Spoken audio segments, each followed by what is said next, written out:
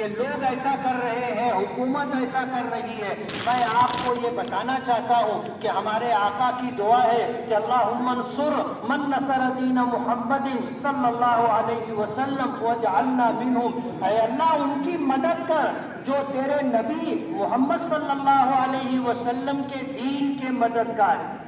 بدعا دی وَخْذُلْ مَنْ خَذَلَ دِينَ مُحَمَّدٍ صلی اللہ علیہ وسلم وَلَا تَجْعَلْنَا مِنْهُمْ. اور انہیں ذلیل اور رسوا کر دے جو تیرے نبی محمد صلی اللہ علیہ وسلم کے دین کو رسوا کر رہے، اور ہمیں ان میں شامل نہ فرما. حضور کی دعا ہے ہماری کامیابی اللہ کے دین میں، اور ہمارا دین ادھورا نہیں ہے. سیاست بھی ہمارے شریعت اور ہمارے دین کا ایک حصہ ہے. نبی کریم صلی اللہ علیہ وسلم نے حکومت قائم کی تھی مدینہ منورہ میں، بغیر سیاست کے تو نہیں تھی. آپ اس کے امیر تھے، یوں کہو کہ آپ جو ہے یا تو اس کے صدر تھے یا پرائم منسٹر تھے. پھر حضرت ابوبکر تھے، حضرت عمر تھے، حضرت عثمان تھے، حضرت علی تھے، اور یہ سلسلہ تھا. حضرت عمر کے زمانے میں 25 لاکھ مربع میل پر اسلامی حکومت تھی. یہی تو سیاست ہے. آج لوگوں کا غلط طریقہ دیکھ کر کے ہم سیاست کو اپنے دین سے باہر کر رہے ہیں، جبکہ یہ ہمارے دین کا بہت اہم حصہ ہے. ہم دوسروں کو الزام نہ دیں، ہم اپنے دین کی فکر کریں، اللہ کی مدد ہمارے ساتھ ہوگی. برسر اقتدار جو لوگ ہوں گے وہ اپنی پالیسی کے حساب سے چلیں گے. ابھی پچھلے دنوں ہمارے ہوم منسٹر کا ایک بیان آیا تھا کہ ہندوستان میں رہ کر اگر دین کی بات کرتے ہو تو پھر چوری پر ہاتھ کاٹنا ہے، زنا کرنے پہ سنسار کرنا ہے، سودی قرض نہیں لے سکتے، اس طرح کی بات. میں انہیں یہ پیغام دینا چاہتا ہوں، آپ اسلام کو پڑھو. ہمارے اسلام میں جس طرح آپ ہمارے قانون، ہندوستان کے قانون میں فوجداری قانون الگ ہے، سول قانون الگ ہے. تو جو فوجداری قانون ہے اس کے لیے اس کی ذمہ دار حکومت ہے. اگر اسلامی حکومت ہوگی تو ہاتھ کاٹا جائے گا. ایسا نہیں ہے کہ اسلامی حکومت نہیں ہے اور کوئی چوری کرے تو آپ ہاتھ کاٹ دو. اسلامی حکومت ہوگی، شادی شدہ زنا کرے گا اسے سنسار کریں گے. اگر حکومت نہیں ہے تو زانی کو ہم سنسار نہیں کر سکتے. اور اسی کے ساتھ میں آپ کو یہ پیغام دینا چاہوں گا کہ آپ اپنی مذہبی کتاب بھی پڑھ لیں، سے درگزر فرما، ہمارے عیبوں کی پردہ پوشی فرما. اے اللہ ہم آپ کے عاجز اور کمزور بندے ہیں، قدم قدم پر آپ کی مدد کے محتاج ہیں. اے اللہ ہم آپ کے نام لیوا، آپ پر ایمان رکھنے والے، آپ کے نبی پر، آپ کی کتاب پر ایمان رکھنے والے. اے اللہ دنیا والوں نے نشانہ بنا رکھا ہے، اے اللہ آپ کے دین کو اور دین کے ماننے والوں کو مٹانے کی اور ختم کرنے کی کوشش کی جا رہی ہے.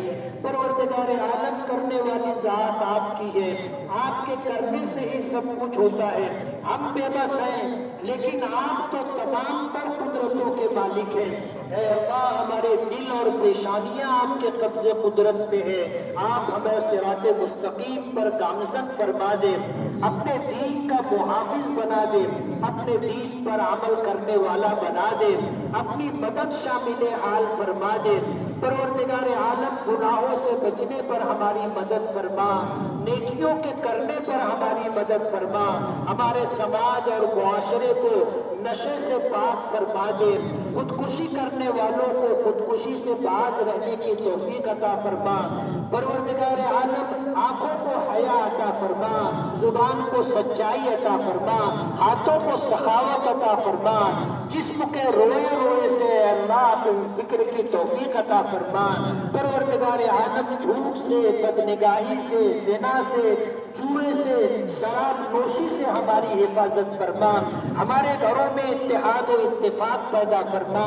میاں بیوی کے درمیان سچی محبت اور وفاداری عطا فرما. بے راہ روی سے ہماری حفاظت فرما. ہمارے بچوں اور بچیوں کی حفاظت فرما. بچوں اور بچیوں کو دین کی سمجھ عطا فرما. پروردگار عالم دین چھوڑ کر کے جانے والوں کو پروردگار عالم اپنے دین سے سچی محبت عطا فرما۔ پروردگار عالم ہر خیر سے ہمیں حصہ عطا فرما، ہر شر سے ہماری حفاظت فرما۔ اے اللہ ہماری مغفرت فرما، ہمارے ماں باپ کی مغفرت فرما، ہمارے مرحومین کی مغفرت فرما۔ قیامت تک آنے والی ہماری نسلوں کو دین کا داعی، دین کا سپاہی بنا، ایمان کامل کی دولت عطا فرما، ہدایت کاملہ عطا فرما۔ پروردگار عالم اپنی کتاب کا حافظ بنا، اپنے علوم کا عالم بنا۔ اے اللہ امت میں جو بیمار ہیں انہیں صحت اور شفا عطا فرما، جو پریشان حال ہیں ان کی پریشانیوں کو دور فرما، جو بے روزگار ہیں انہیں جائز اور حلال روزی نصیب فرما، جو بے اولاد ہیں انہیں نیک اور فرما بردار اولاد عطا فرما۔ اے اللہ جو بے گھر ہیں ان کو گھر عطا فرما۔ اے اللہ جن کے بچے اور بچیاں نکاح کی عمر کو پہنچ چکے اور انہیں رشتہ نہیں مل رہا ہے، اے اللہ دستگیری فرما، ان کے لیے رشتوں کا اور جوڑوں کا انتظام فرما۔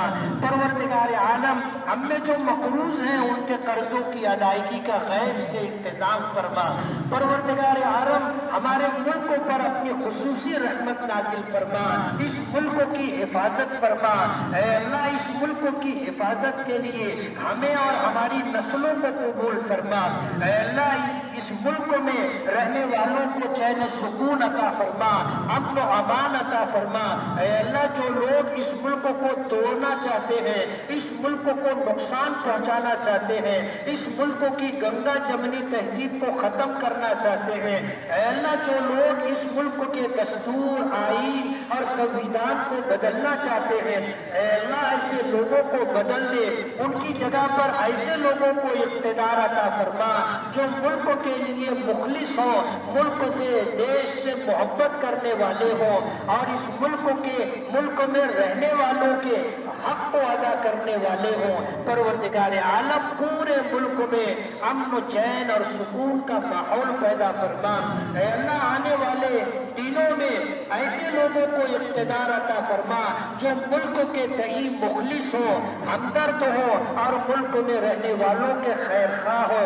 پروردگار عالم کون ہے جو اس ملک کا خیر خواہ ہے؟ آپ جانتے ہیں، ہمیں پتہ نہیں ہے۔ پروردگار عالم ایسے لوگوں کو اقتدار عطا فرما جو اس ملک کے لیے بھلائی کا فیصلہ کرنے والے ہوں، جن کے ذریعے سے ہمارے اس ملک بھارت کی ترقی وابستہ ہو، جو اس ملک کی گنگا جمنی تہذیب کو باقی رکھتے ہوں۔ پروردگار عالم ایسے لوگوں کو اقتدار عطا، خیر کی توفیق عطا فرما، انہیں ہدایت عطا فرما، اور اگر ان کے حصے میں ہدایت نہ ہو تو اس زمین کو ان کے وجود سے پاک کرنے کے فیصلے فرما۔